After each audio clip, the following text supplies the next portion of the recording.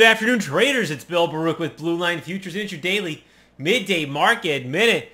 Got a lot of jobs again, but before I get to it, if you're watching this on YouTube, please click the link below and subscribe. Like and subscribe. If you're watching from our website, there's also a link below to direct you to YouTube, and you can subscribe that way.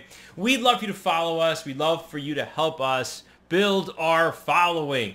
Yeah, we have a big jobs report, 339,000 jobs created, but you know what? The equity markets are breaking out. The S&P still has some resistance. I've highlighted that in the Morning Express, but I'll tell you, it is that 43.27 area that we need to really kind of chew through. It would confirm the third wave of sort of an Elliott wave pattern here that's been taking place ever since those October lows, arguably, maybe the March lows, arguably, however you want to look at it. But this is potentially a bullish cycle breakout. Remember, all those bears out there, they're going to have to buy at some point too, so that's going to encourage some fresh buying. But you got a breakout potentially building here in the S&P. You got the Dow breaking out of a little bit of a pennant. That thing is looking strong. The Russell 2000 poking its head above its previous high, 1827, in the 382 retracement. That could pave the way to about 1860. So there's a lot of really bullish factors here. And of course, the NASDAQ out above 14,500. Everything's looking clear higher. Now, the debt ceiling's passed. We still have OPEC over the weekend. The real conversation, though, is the Fed, and what are we going to see from the Fed in 2 weeks? Now, they're going to go to the quiet period starts Saturday. Today's job growth, 339,000. We also had, 3/10 month over month of wage growth. They're expecting 4/10. Also, the prior month in April, it was 5/10 month over month wage growth, and that was revised lower to 4/10. So you have a higher base lower base comparison even for that smaller jump. So that's actually really good too. And then you know what, the unemployment rate jumped from 3.4% to 3.7%. That's solid. I think really though the economy is continuing to hum along. Good additions within the construction space.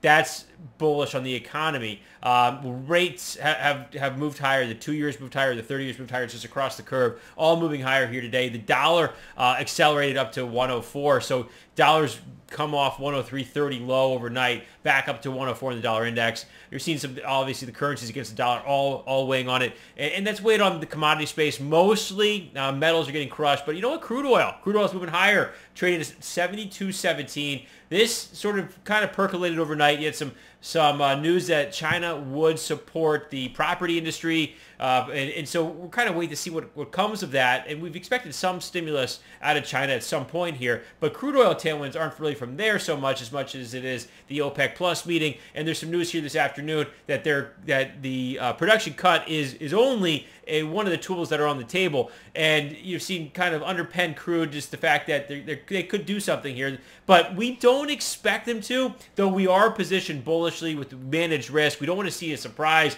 in this thing dump out coming out of the weekend. So make sure your risk is managed heading into the weekend. We are still bullish on the potential of higher prices. However, OPEC Plus has not cut within 3 meetings of a cut. So for the fact that they cut last meeting in April, took effect in May, it's unlikely that we're going to see another cut here this soon. But they do want to support prices. And overall, if you look at it, it's the market is expecting a deficit in the second half of this year. So it really matters kind of getting through this, and do we actually see the demand from China show up? So that could. What does OPEC do here? They clearly want to support prices. There is a little rift building between Russia and Saudi Arabia, but I don't think that's enough. I don't think it's going to be something that's going to be a negative impact where Saudi Arabia has lowered prices to take market share in the past. I don't think that's it, although some people out there are talking about it. And the metals, though, copper traded higher overnight, 378.90. That was a big move, 378.9.